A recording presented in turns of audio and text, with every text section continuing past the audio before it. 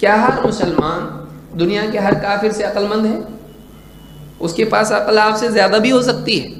بھئی آپ اس کی جیسی ٹیکنالوجی بنا سکتے کیا؟ نہیں، اس کے پاس زیادہ عقل ہے. لیکن دینی عقل جس کو کہتے ہیں وہ کون سی ہے؟ اللہ اور اس کے رسول پر میں ایمان لاتا ہوں، یہ عقل مسلمان کے پاس ہوتی ہے.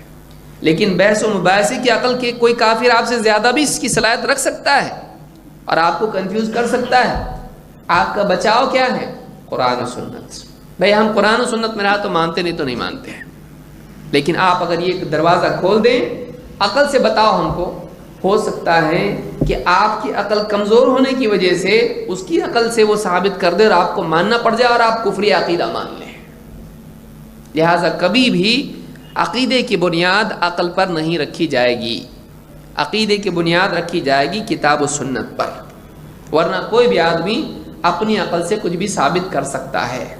سننے والا کم عقل ہوگا مان لے گا، ہاں بڑے عالم کے سامنے بیٹھے گا وہ اس کی عقل کو رد کر دے گا. اس کی کئی مثالیں دیکھی جا سکتی ہیں، ہم دیکھیں گے انشاءاللہ وقت اگر رہا تو. اکثر احادیث انکار کرنے کی وجہ یہ ہوتی ہے کہ لوگ حدیثوں کو سمجھ نہیں پاتے ہیں.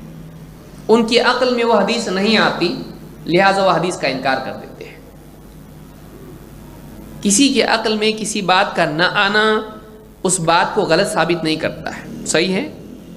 بھئی ایک آدمی ہے، وہ ایک بات بیان کرے کسی کے سامنے، بولے نہیں سمجھ میں آ رہا ہے، تو آپ کیا کہیں گے؟ آپ نے ایک بات کسی کو سمجھائی، آپ کی بیوی کو سمجھائی، آپ کے بچے کو سمجھائی، آپ کے بھائی کو سمجھائی، آپ نے اپنے والد کو سمجھائی، والدہ کو سمجھائی. اگر سب نے کہا کیا بول رہے ہیں ہماری سمجھ میں نہیں آ رہا، تو آپ کیا کرتے؟ واپس سے سمجھاتے یا بولتے جب آپ لوگوں کی سب کی سمجھ میں نہیں آ رہا تو شاید میری بات غلط ہو؟ ایسا کرتے آپ؟ نہیں. کسی کی سمجھ میں کسی بات کا نہ آنا اس بات کو غلط ثابت کرتا ہے؟ نہیں. اس کو پھر سے سمجھانے کی ضرورت ہوتی ہے اور اس کو سمجھنے کی ضرورت ہوتی ہے. لہٰذا کوئی حدیث اگر ہماری عقل میں نہ آئے تو اس سے جھٹ سے اس نتیجے پہ پہنچ جانا کہ حدیث غلط ہے، یہ کس طرح کی عقل مندی ہے؟ اس کو سمجھنے کی ضرورت ہوتی ہے، نہ کہ اس کو رد کرنے کی. اس کو سمجھنے کی ضرورت ہوتی ہے، نہ کہ اس کے بارے میں شک کرنے کی. لہٰذا اس دور میں ایسے کئی لوگ نوجوان اور پڑھے لکھے لوگ پیدا ہو گئے ہیں کہ جب کوئی حدیث ان کی سمجھ میں نہیں آتی ہے تو اس حدیث کے صحیح ہونے میں شک کرتے ہیں. یار عقل میں نہیں آ رہی ہے، کچھ تو گڑبڑ لگ رہا ہے حدیث میں، گویا کہ اس کی عقل بالکل پرفیکٹ ہو. اس کی عقل پرفیکٹ نہیں ہے، اس لیے سمجھ میں نہیں آ رہا ہے.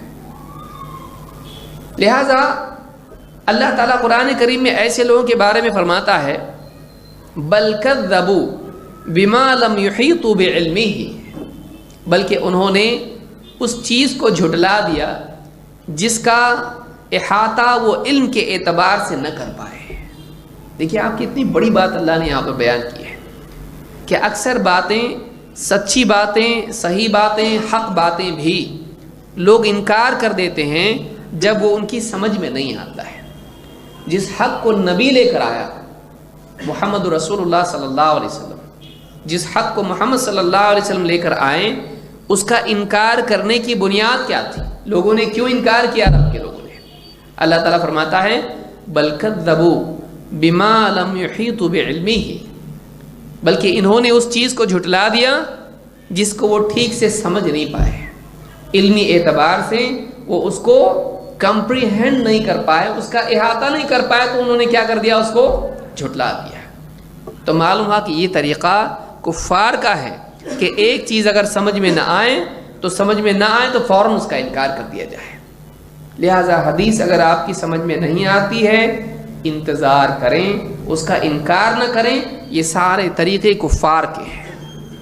مسلمان کا طریقہ سمجھنے کی کوشش کرنا ہے، نہیں سمجھا مان لینا، اگر نہیں سمجھا تو مان لینا. جب آپ کو معلوم ہے اللہ اور اس کے رسول کی بات ہے مان لیں اس کو. آج نہیں تو کل سمجھ میں آئے گا. ایک عالم نہیں سمجھایا دوسرا سمجھائے گا. کبھی سمجھنے کے لیے نہ سمجھنے کی وجہ کیا ہوتی ہے؟ عمر کی کمی، کبھی یہ وجہ ہوتی ہے، کبھی علم کی کمی، کبھی عقل کی کمی، کبھی سمجھانے والے کی کمی ہے کہ نہیں؟ کچھ بھی ہو سکتا نا. ایک تو یہ کہ سرے سے انسان کی عمر کم ہے، بچہ ہے، اس کو آپ عالمی حالات کے بارے میں بتاؤ، آج دنیا میں ایسا چل رہا ہو ایسا چل رہا، آپ اس کو ٹیکنالوجی کے بارے میں بتاؤ، آپ اس کو نکاح کے بارے میں بتاؤ، سمجھے گا اس کو؟ نہیں، اس کی عمر مانے ہے سمجھنے میں، کبھی عقل آدمی کی اتنی نہیں ہوتی ہے۔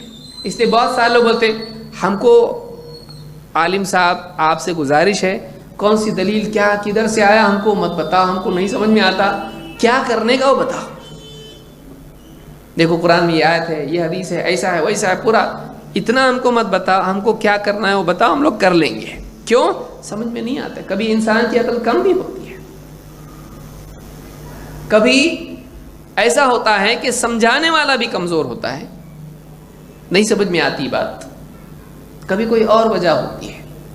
لہٰذا انسان کو چاہیے کہ وہ فوراً چیزوں کا انکار نہ کرے بلکہ اس کو سمجھنے کی کوشش کرے۔ مثال کے طور پر اسی آیت کے ضمن میں ابن الجوزی رحمۃ اللہ علیہ نے 2 قول علماء کے ذکر کیے ہیں اپنی تفسیر زاد المسیر میں۔ زاد المسیر یہ تفسیر ہے ابن الجوزی کی۔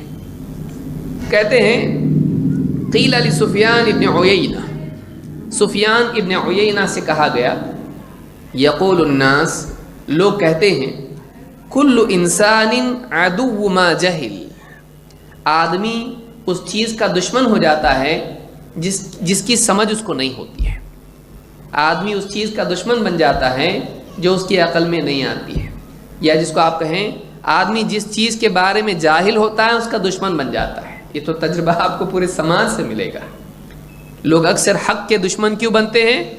حق کو سمجھ نہیں پاتے ہیں، لہٰذا اپنی عقل کو عیبدار ماننے کی بجائے حق کو جھوٹ مان لیتے ہیں۔ تو کہتے ہیں، لوگ یوں کہتے ہیں کہ کل انسان عدو ما جہل، آدمی اس چیز کا دشمن بن جاتا ہے جس کے بارے میں وہ جاہل ہوتا ہے۔ فقال ھذا فی کتاب اللہ، کہا کہ یہ بات تو خود اللہ کی کتاب میں ہے۔ قیل لہ این، لوگوں نے کہا کہاں ہے؟ کہا بل کذبوا بما لم یحیطوا بعلمہ، بلکہ لوگوں نے اس چیز کو جھٹلا دیا جس کا احاطہ ان کا علم نہیں کر پایا، جس کو ان کا علم اپنے احاطے میں نہیں لے پایا، جس کو سمجھ نہیں پایا اس کے دشمن بن گئے۔ اکثر حقیقتیں لوگ اس لیے رد کر دیتے ہیں کہ وہ سمجھ نہیں پاتے ہیں۔ اسی طرح سے کہتے ہیں وقیل الحسین ابن الفضل، حسین ابن فضل مفسر ہیں، ان سے کہا گیا هل تجد فی القرآن من جہل شیئا عاداہ، کیا آپ کو قرآن میں اس چیز کے بارے میں کوئی دلیل ملی جو لوگ کہتے ہیں کہ جو آدمی کسی چیز کے بارے میں جاہل ہوتا ہے تو اس کا دشمن بن جاتا ہے، جس چیز کے بارے میں وہ اگنورنٹ ہوتا ہے اس کو اپوز کرتا ہے، اس لیے کہ آدمی اکثر اوقات خود جاہل ہوتا ہے لیکن صحیح کا انکار کر دیتا ہے۔ تو من جہل شیئا عاداہ، قرآن میں ہے کہ اس بارے میں کچھ سپورٹ؟ کہا نعم فی موضعین، کہا 2 جگہ ہے، یہ بات قرآن میں 2 جگہ ہے۔ کہاں؟ ایک تو کہا قولہ بل کذبوا بما لم یحیطوا بعلمہ، انہوں نے اس چیز کو جھٹلا دیا جو ان کے علم میں نہیں آئی ہے، جو ان کی سمجھ میں نہیں آ سکی ہے۔ اور 2 وَإِذْ لَمْ يَهْتَدُوا بِهِ فَسَيَقُولُونَ هَذَا إِفْكٌ قَدِيمٌ، جب انہیں اس چیز کی سمجھ نہ مل سکی تو انہوں نے فوراً کہہ دیا یہ تو پرانا جھوٹ چلا آ رہا ہے، یہ جھوٹ ہے جو پہلے سے گھڑا ہوا ہے۔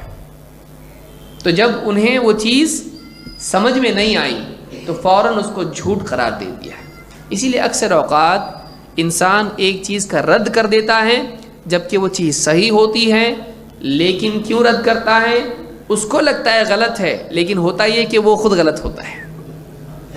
میں سمجھتا ہوں کہ ہم میں سے ہر ایک کی زندگی میں ایسا ہوا ہوگا کہ اس نے اپنی عمر کے کسی حصے میں ایک چیز کو غلط کہا لیکن بعد میں سمجھ میں آیا کہ نہیں وہ بات صحیح ہے اور پھر ماننا پڑا۔ یہ انسان کی کمزوری، لہٰذا انکار میں جلدی نہیں کرنا چاہیے بلکہ انسان کو تحقیق کرنا چاہیے۔ لیکن جب اللہ اور اس کے رسول کی بات ہے تو اس میں اور کیا تحقیق کرے گا؟ زیادہ سے زیادہ تحقیق یہی کر سکتا ہے کہ واقعی قرآن میں ہے کہ نہیں، واقعی حدیث ایسی ہے کہ نہیں، حدیث واقعی رسول کی ہے یا جھوٹی حدیث ہے، اس حد تک تو ٹھیک ہے، لیکن جب ثابت ہو جائے اللہ کی بات ہے، ثابت ہو جائے رسول کی بات ہے، اب تحقیق کیا کرے گا؟ اب وہ صحیح ہوگی ہی، اب اس بارے میں نہیں کہ اللہ کی بات ہے دیکھنا پڑے گا صحیح کہ نہیں، ایسا کرے گا؟ رسول کی بات ہے لیکن دیکھنا پڑے گا صحیح بولے کہ نہیں اللہ کے رسول نے، ایسا کرے گا؟ نہیں، اللہ اور اس کے رسول کی بات کبھی غلط نہیں ہوتی ہے۔ ہاں یہ ہو سکتا ہے کوئی آدمی اللہ پر جھوٹ کہے، یہ ہو سکتا ہے کوئی رسول پر جھوٹ کہے، لیکن اللہ اور اس کے رسول کی بات کبھی غلط نہیں ہوتی ہے۔ تو یہ باتیں ہم نے دیکھی۔